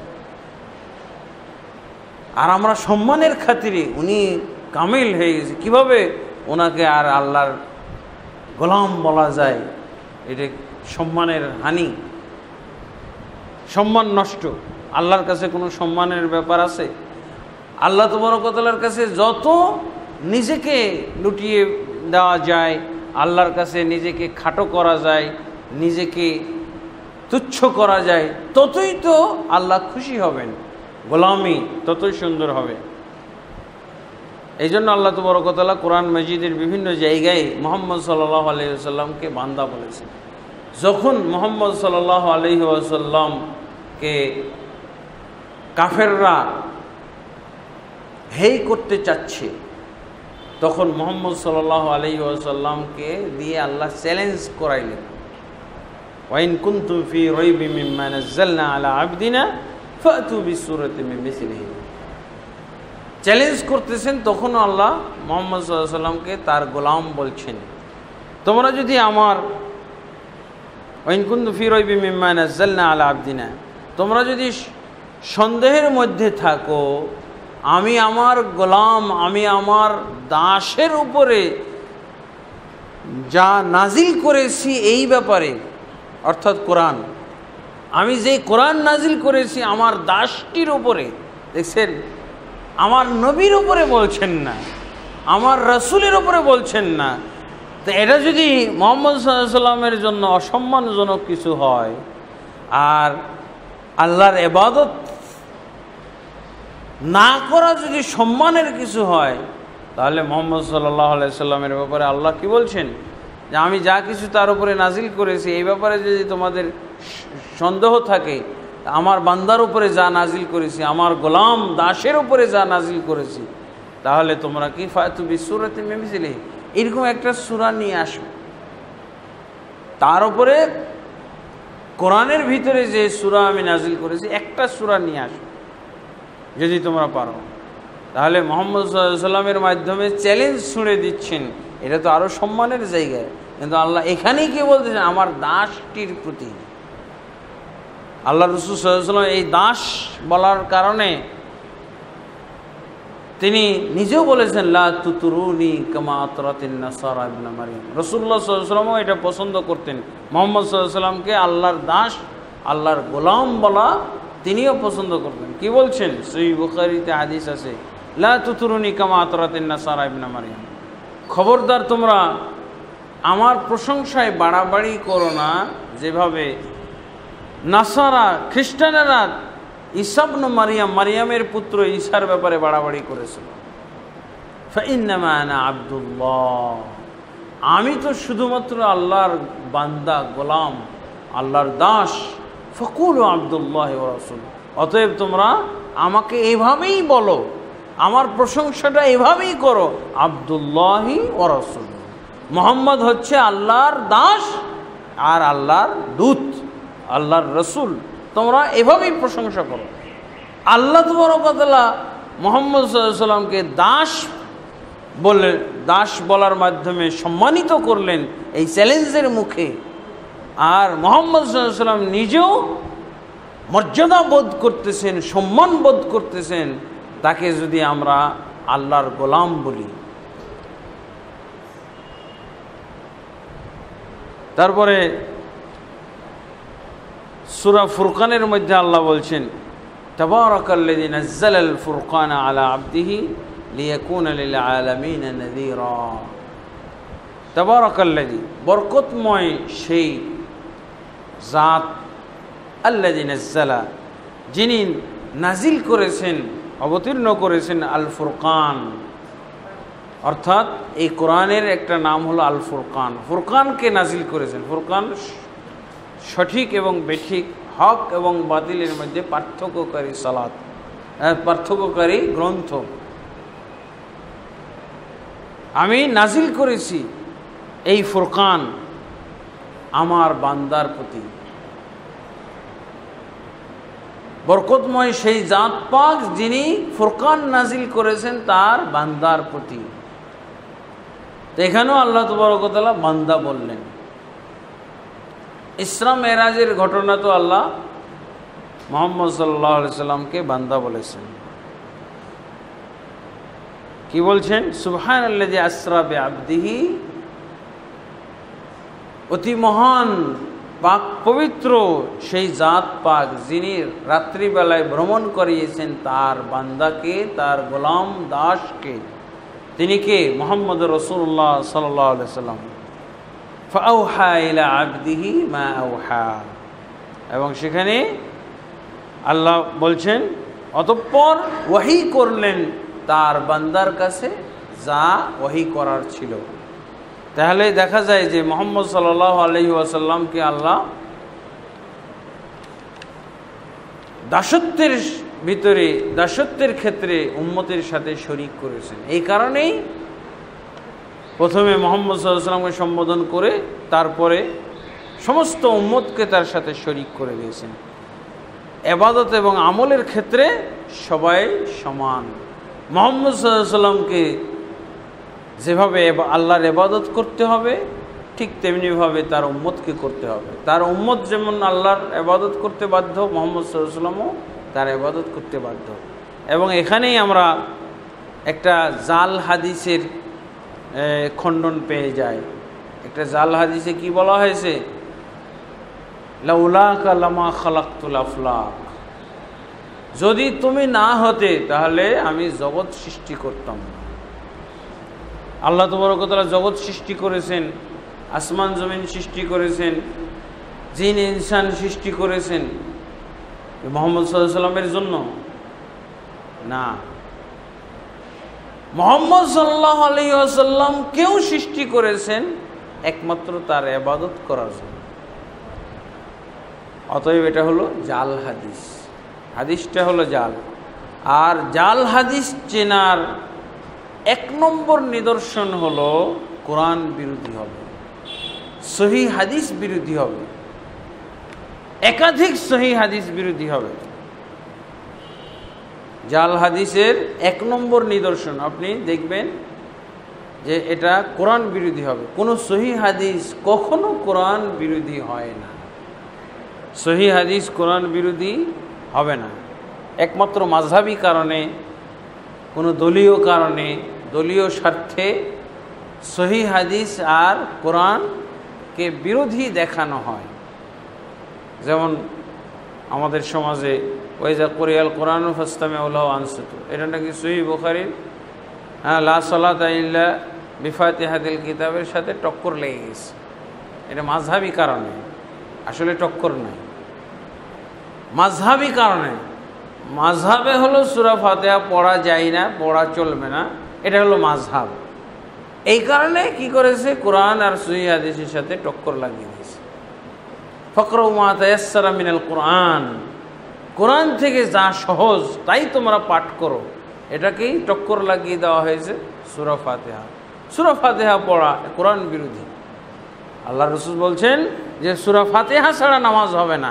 আর আল্লাহ বলছেন কি, তোমাদের জন্য যা কিছু সহজ কোরআন থেকে পড়ো। আমার যদি সূরা ইখলাস সহজ হয়, ওইটাই আল্লাহু আকবার সূরা ইখলাস হয়ে গেল। সূরা ফাতিহা পড়তে হবে কি? এটা তো কোরআন বিরোধী কথা, এটা কোরআনের সাথে সাংঘর্ষিক কথা। এটা মাযহাবী কারণে করা হয়, খুবই খারাপ। এই জন্য মাযহাবকে বিদআত বলা হয়, কারণ কোরআন এবং হাদিসের অবমাননা, কোরআন এবং হাদিসকে খাটো করা হয়, খাটো করতেও তারা মানে লজ্জাবোধ করে না। তো যদি ফকরাউ মা তায়াসসারা মিনাল কোরআন হয়ে থাকে, এর অর্থ যা সহজ তাই পড়ো, তাহলে মুহাম্মদ সাল্লাল্লাহু আলাইহি ওয়াসাল্লাম কেন সূরা ফাতিহা পড়তে যাবেন?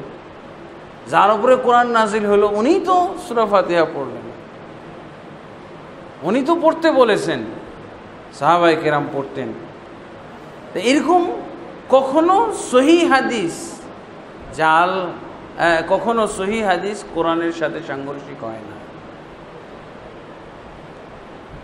আল্লাহ রাসূল সাল্লাল্লাহু আলাইহি ওয়াসাল্লাম মিলিয়ে দিয়েছেন কোরআনের আয়াতগুলোকে, কোরআনের আয়াতের সাথে হাদিস মিলিয়ে দিয়েছেন। আল্লাহ রাসূল সাল্লাল্লাহু আলাইহি ওয়াসাল্লাম সালাত পড়তেছেন, পিছনে মুক্তাদিরা সাহাবায়ে কেরাম সালাত পড়তেছেন, পড়তে পড়তে আল্লাহ রসুলের একটু কেরাত ভারী মনে হলো, কেমন যেন সাংঘর্ষিক মনে হচ্ছে স্বরে স্বর। আল্লাহ রসুল সাল্লাল্লাহু আলাইহি ওয়াসাল্লাম জিজ্ঞেস করলেন যে তোমরা কি ইমামের পিছনে কিছু পড়ো? তো তারা বলল হ্যাঁ আমরা পড়ি। তো আল্লাহ রসুল সাল্লাল্লাহু আলাইহি ওয়াসাল্লাম কি বললেন? যে তোমরা সূরা ফাতিহা ছাড়া ইমামের পিছনে কিছু পড়ো না। তাহলে পড়াটা তো দুই ধরনের, একটা হলো সূরা ফাতিহা পড়া আর একটা হলো অন্য পড়া।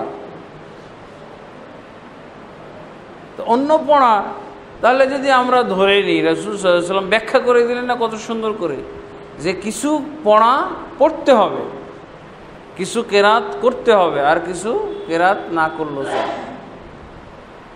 এটার ব্যাপারে আমি বলি যে শুনলেই চলবে, আর সূরা ফাতিহার ব্যাপারে পড়তে হবে, মুক্তাদিকেও পড়তে হবে, ইমামকেও পড়তে হবে। এখানে তাহলে আমরা স্পষ্ট বুঝতে পারতেছি যে লাউলাকা লামা খালাকতুল আফলাক, এটা হলো জাল হাদিস। মুহাম্মদ সাল্লাল্লাহু আলাইহি সাল্লামের জন্য জগৎ আল্লাহ সৃষ্টি করেন, আল্লাহ সৃষ্টি করেছেন তার ইবাদতের জন্য, তার তাওহীদ কায়েম করার জন্য, তাকে শিরক থেকে পাক পবিত্র ঘোষণা করার জন্য। অতএব মুহাম্মদ সাল্লাল্লাহু আলাইহি ওয়াসাল্লাম উম্মতের সাথে শরীক, উনি উম্মতের নবী রাসূল, তাই তিনি ইবাদত থেকে মুক্ত তা না।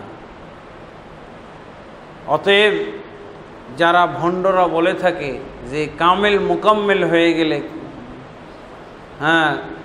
তাদের আর ইবাদত লাগে না, মুহাম্মদ সাল্লাল্লাহু আলাইহি ওয়াসাল্লামের যদি লাগে, রাসূলুল্লাহ সাল্লাল্লাহু আলাইহি ওয়াসাল্লাম এত দীর্ঘক্ষণ ধরে রাত্রিবেলায় তাহাজ্জুদ পড়তেন যে তার পা মুবারক কি ফুলে যেত। আয়েশা রাদিয়াল্লাহু আনহা বলছেন যে আপনার তো আগের পিছের আল্লাহ গুনাহ মাফ করে দিয়েছেন, তারপর এত কষ্ট করেন কেন? তখন তিনি কি বলেছিলেন? আফালা আকুনা আবদান শাকুরা, আমি কি আল্লাহর শুকরগুজার বান্দা হব না? যে আল্লাহ আমার আগের পিছে গুনাহ মাফ করে দিয়েছেন, সেই আল্লাহর আমি শুকরিয়া আদায় করি। সারা রাত আল্লাহ রাসূল সাল্লাল্লাহু আলাইহি ওয়াসাল্লাম কখনো কখনো সালাত পড়তেন, বিশেষভাবে রমজান মাসে, অন্য মাসে সারা রাত পড়তেন না।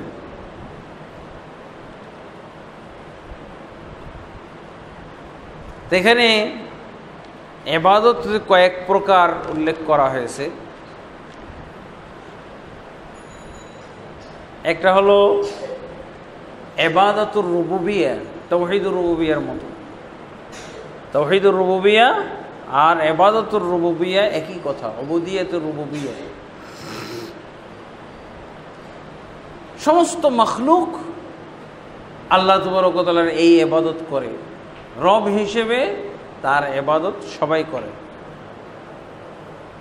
এ সম্পর্কে আল্লাহ তাবারক ওয়া তাআলা স্বীকৃতি দিয়েছেন, ইন কুল্লু মান ফিস সামাওয়াতি ওয়াল আরদি ইল্লা আতির রহমান আবদা। আসমান এবং জমিনে যা কিছু আছে সবাই রহমানের কাছে তারা বান্দা হয়ে আসতে বাধ্য, সবাই আল্লাহর অনুগত। এখানে কাফেরদের কেউ শরিক করা হয়েছে। আসমান এবং জমিনের মধ্যে যা কিছু আছে সবাই আল্লাহর বান্দা।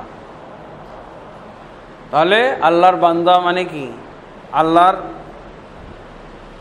তারা কোনোভাবে না কোনোভাবে তাওহীদকে স্বীকার করে। এবং এটা তাওহীদের যে প্রকারভেদ আমরা উল্লেখ করেছি, সেখানে তো বলেছি যে তারা আল্লাহকে সৃষ্টিকর্তা মানে, তারা আল্লাহ তাবারক ওয়া তাআলাকে বিপদ আপদের মালিক মনে করে, তারা আল্লাহকে হায়াত মৌতের মালিক মনে করে, রিজিকের মালিক মনে করে, চক্ষু এবং কানের মালিক মনে করে এভাবে। এবং এই দৃষ্টিকোণ থেকে আল্লাহ তাবারক ওয়া তাআলা তাদেরকে আব্দ বলেছেন। তো এটা হলো রুবুবিয়তের ক্ষেত্রে, আল্লাহকে রব হিসেবে মানার ক্ষেত্রে। আর একটা হলো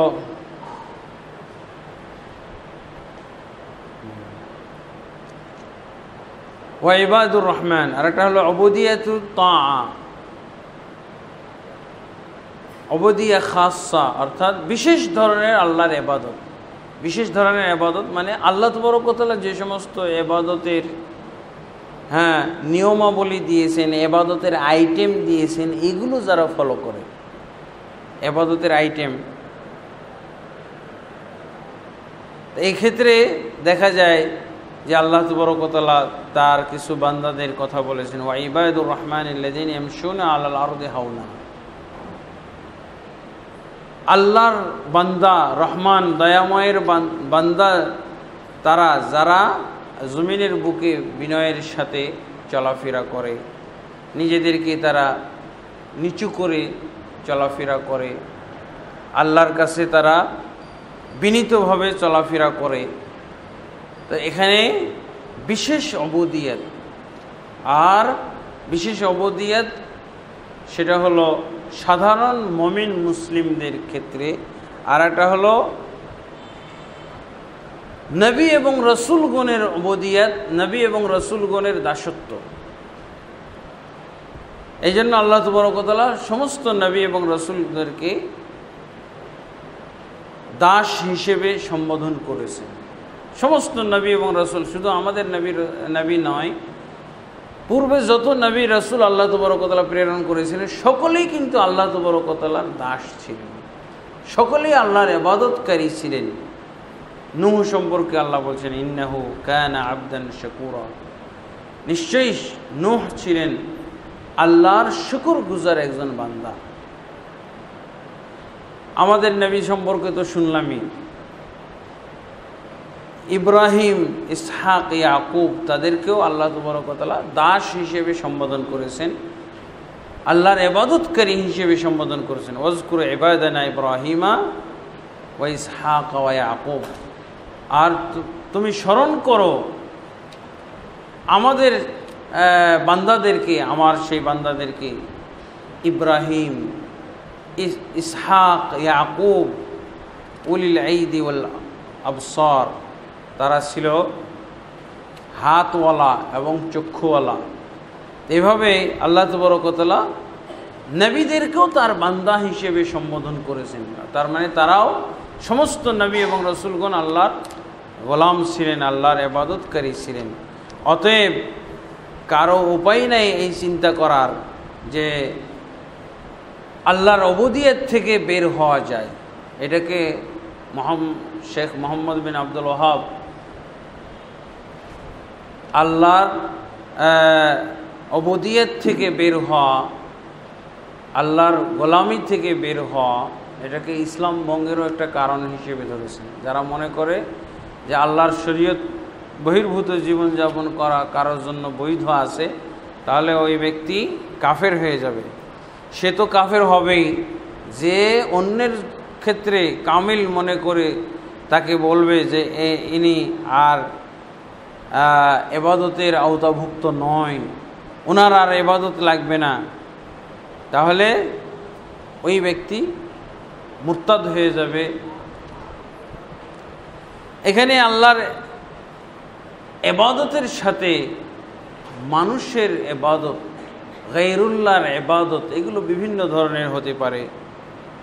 যেমন প্রসিদ্ধ বিষয় হচ্ছে বিভিন্ন ধরনের প্রতিমা পূজা, মূর্তি পূজা, পাথর পূজা, এগুলো হইতে পারে।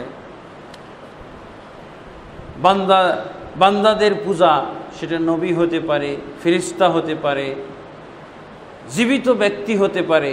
অনেকে পীর মুর্শিদদেরকে পূজা করে থাকে। এগুলো হলো গায়রুল আল্লাহ তাবারক ওয়া তাআলার অবদিয়ত বাদ দিয়ে অন্য কারো অবদিয়ত স্বীকার করে নেওয়ার নমুনা।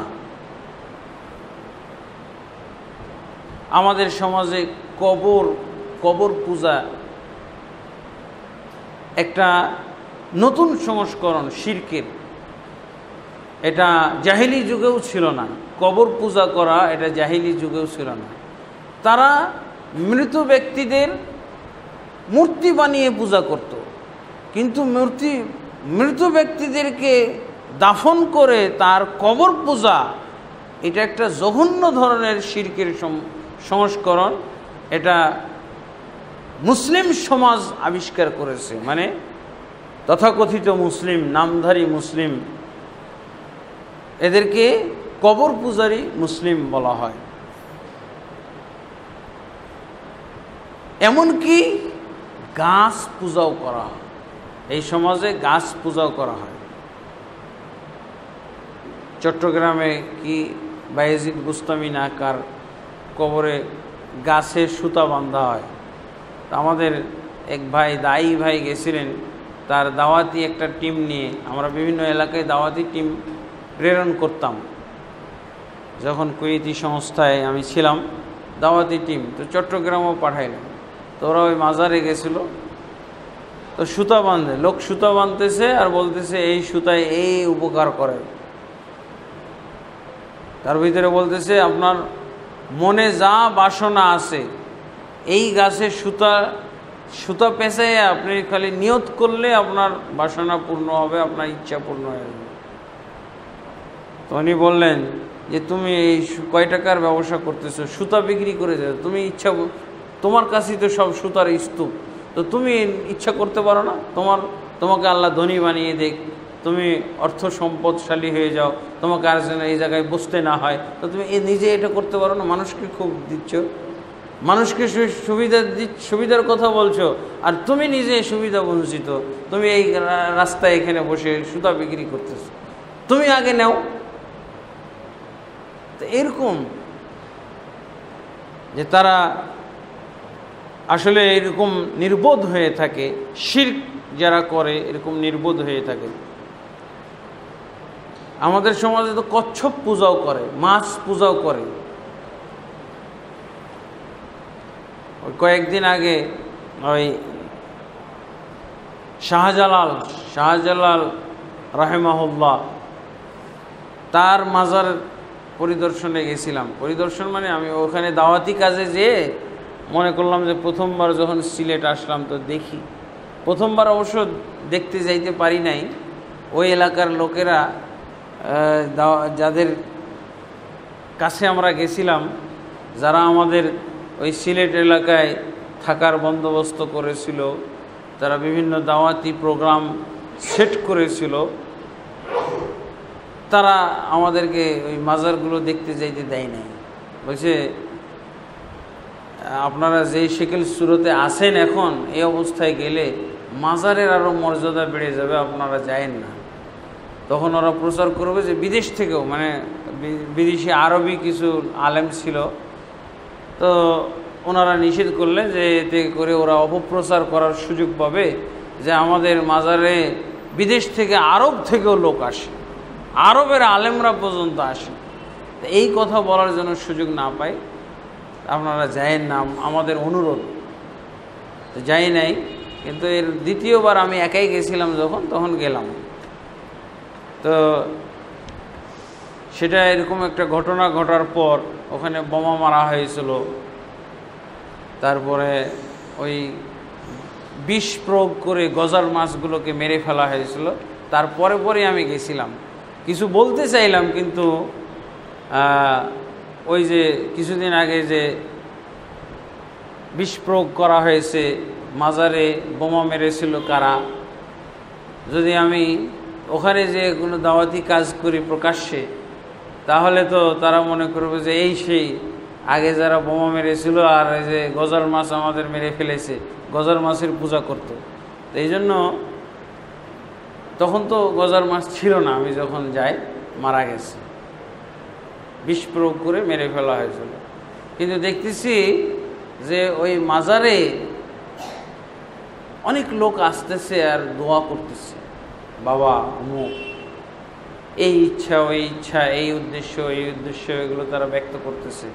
তা আমি প্রকাশ্যে কোনো ভাষণ না দিয়ে কানে কানে বললাম, তাদের ওই যারা দোয়া করতেছে ওদের কানে কানে যে বললাম যে তোমার কিছু যদি চাওয়া থাকে আল্লাহর কাছে চাও, যে আল্লাহ জীবিত আছে আর যে আল্লাহ এই লোককে কবরে পাঠাইছে সেই আল্লাহর কাছে তুমি চাও, এখানে কি চাও।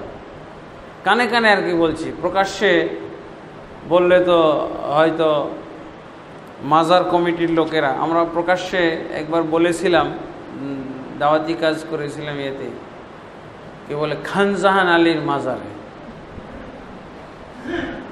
তো আমরা ওই যারা মুরগি নিয়ে আসতেছে, ডিম নিয়ে আসতেছে, ছাগল নিয়ে আসতেছে মান্যত, তাদেরকে আমরা বাধা দিচ্ছিলাম।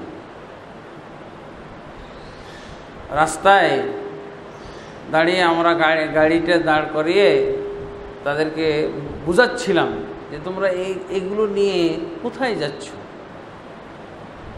এই খানজাহান আলী তো উনি তো মৃত্যুবরণ করেছে, যে আল্লাহ তাকে মেরেছেন, মৃত্যুদান করেছেন, সে আল্লাহ জীবিত, তো সেই আল্লাহর কাছে তোমরা চাও, এখানে কি। আর এখানে তোমরা মুরগ দিতেছো, খাসি দিতেছো, এগুলো তো এইসব এই যে এই চোর ডাকাতেরা তো এগুলো খেয়ে ফেলতেছে, তোমরা এখানে দাও কেন। আর তোমাদের যদি মরার পরও কোনো কিছু করার তাদের উপায় থাকে, তোমাদের কোনো উপকার করার উপায় থাকতো, তাহলে নিজেদের মৃত্যুটাই তো ঠেকাইতো। তারাই তো নিজেদের মৃত্যু ঠেকাইতে পারে না, নিজেদের উপকার নিজেরা করতে পারে না, কবরে চলে গেছে। তোমরা এদের কাছে কি চাইতে আসছো। তা আমরা এই যে লোকগুলোকে ফিরাচ্ছি, বুঝাচ্ছি, এই অবস্থা দেখে মাজারে কতগুলো ওই শিরকের আলেম আছে, শিরকি আলেম, মানুষকে শিরকের প্রতি উদ্বুদ্ধ করে, মানুষকে শিরক শিখায়। আমরা যেমন তাওহীদ শিখাই, ঠিক মাজারে শিরক শিখায়। তো ডাইরেক্ট আমাদের প্রতিবাদ এসে করতেছে, এবং দেখলাম যে ওরা একটার পর একটা খালি জমা হইতে আছে আমাদের এই দাওয়াতি কাজ বন্ধ করার জন্য। আমরা তো তাদেরকে মৃত বলতেছি, তারা মারা গেছে, কিন্তু ওদের আকীদা হলো মারা যায় নাই। ওরা ডাইরেক্ট এই কথা বলতেছে মারা যায় না, বলতেছে কে বললো মারা গেছে, আপনারা কি বোঝাচ্ছেন এদেরকে, ওলি আল্লাহরা মারা যায় না, ওলি আল্লাহরা মরে নাকি। ওরা কায়া বদলাইছে, অর্থাৎ ওখানে একটা পুকুর আছে, সেই পুকুরে কুমির আছে। এই কুমিরগুলোকে তারা মনে করে যে ওই খানজাহান আলী কুমিরের রূপ ধারণ করে এখন পুকুরে জীবিত অবস্থায় আছে। এটা তো হিন্দু আকীদা হলো, হ্যাঁ, পুনর্জন্ম, আবার মৃত্যুর পর আবার জন্ম নেওয়া, বিভিন্ন শিকিল সুরতে, বিভিন্ন মখলুক অবস্থায়। তো এটা তো হিন্দু ধর্মের আকীদা হয়ে গেল, এটা তো মুসলমানের আকীদাই থাকলো না, ইসলামের মধ্যে তো থাকলোই না এই আকীদার কারণে। কিন্তু ওরা এসে আমাদেরকে বলছে যে কে বললো ওলি আল্লাহরা মরে গেছে, আপনারা কি বোঝাচ্ছেন এদেরকে। তাহলে তো এইখানে কারে চাপা দিয়ে রাখছেন, মাটি চাপা দেওয়া আছে কারে, এখানে কবরটা কার, জিন্দা মানুষের কবর দিয়ে রাখছেন না মরা মানুষের কবর। দেখলাম যে এরা সুসংগবদ্ধ হইতেছে, মানে একটার পর একটা আসতেই আছে। এটাকে কত ল্যাংটা আর উলঙ্গ, অর্ধলঙ্গ এরকম লোকগুলো, তাও ওখানে শিরকের আলেমের চিত্র দেখলাম আর কি। হ্যাঁ, তো ওরা হলো এই আকীদা। আমাদের এই আকীদা অবশ্যই শিরকি আকীদা, এগুলো হলো কবর পূজার ডাইরেক্ট হলো অন্তর্ভুক্ত। আল্লাহর ইবাদতের সম্পূর্ণ বিরোধী, গায়রুল্লাহর ইবাদত করার একেবারেই সরাসরি চিত্র এগুলো। গায়রুল্লাহ, আল্লাহকে বাদ দিয়ে অন্য কারো ইবাদত করার এগুলো হলো সরাসরি চিত্র।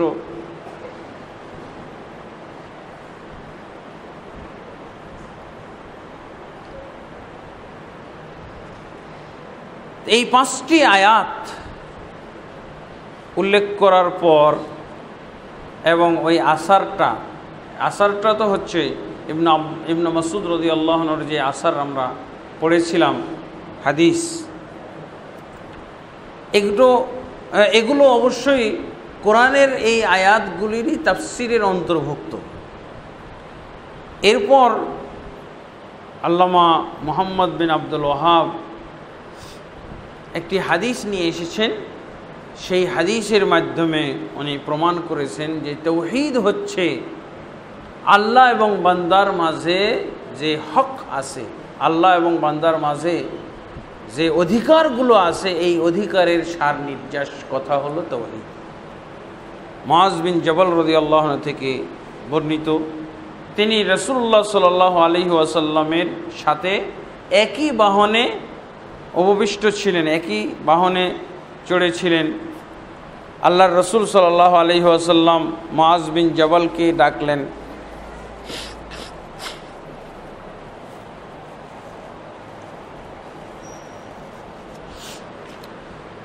বললেন, ইয়া মুআজ আতাদরি মা হাক্কুল্লাহি আলাল ইবাদ ওয়া মা হাক্কুল ইবাদি আলাল্লাহ। সহিহ বুখারী এবং মুসলিমে হাদিসটি আছে। হে মুআজ, তুমি কি জানো আল্লাহর হক কি বান্দাদের উপরে এবং বান্দাদের হক কি আল্লাহর উপরে? কুলতু আল্লাহু ওয়া রাসূলুহু আ'লাম। মুআজ বিন জাবাল বললেন যে আল্লাহ এবং তার রাসূলই ভালো জানেন। আল্লাহর রাসূল সাল্লাল্লাহু আলাইহি ওয়াসাল্লাম বললেন, হাক্কুল্লাহি আলাল ইবাদ আন ইয়াবুদুহু ওয়া লা ইউশরিকু বিহি শাইআ। আল্লাহর হক হলো বান্দাদের উপরে এটা যে তারা যেন শুধু তারই ইবাদত করে, তার সাথে কাউকে শরীক না করে। ওয়া হাক্কুল ইবাদি, এবং বান্দাদের হক হলো আল্লাহর উপরে এটা আল্লাহ ইউআযিবু মান লা ইউশরিকু বিহি শাইআ, আর মান লা ইউশরিকু বিহি শাইআ, আল্লাহ যেন ওই বান্দাকে আযাব না দেন যে তার সাথে কোনো কিছুকে শরীক না করে। তাহলে শিরকবিহীন ইবাদত করা, এটাই তাওহীদ। আর ইবাদত করুক আর না করুক, শিরক করাই হলো তাওহীদের পরিপন্থী। কুলতু ইয়া রাসূলুল্লাহ ফালা উবাশশিরুন নাস। এই বক্তব্য শুনে মুআজ বিন জাবাল বললেন, হে আল্লাহর রাসূল, মানুষদেরকে কি আমি এই সুসংবাদ দিয়ে দিব না যে শিরক না করলেই আল্লাহর আযাব থেকে রেহাই পেয়ে যাবে, মুক্তি পেয়ে যাবে, জাহান্নামে যাবে না। ক্বালা লা তুবাশশিরহুম। আল্লাহর রাসূল সাল্লাল্লাহু আলাইহি ওয়াসাল্লাম বললেন যে না, তুমি সুসংবাদ দিও না। ফায়াত্তাকিলু, তখন তারা এর উপরেই ভরসা করে বসবে, বাস শিরক থেকে বেঁচে থাকবে, আল্লাহর তাওহীদের কথাও তারা স্বীকার করবে, ঘোষণা করবে, শিরক থেকে বেঁচে থাকবে।